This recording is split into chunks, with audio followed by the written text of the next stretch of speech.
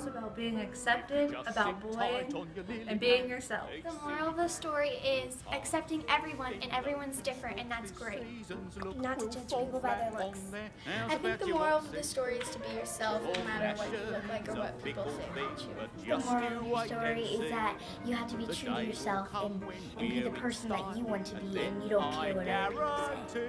I think the moral of the story that it doesn't matter what you look like. You have a beautiful swan inside of you. The moral of Junior is believe in yourself and everything you work on. It's about what's on the inside, not on the outside. Your personality changes everything. Believe in yourself and everyone will believe in you too. Sometimes you change it, it's okay.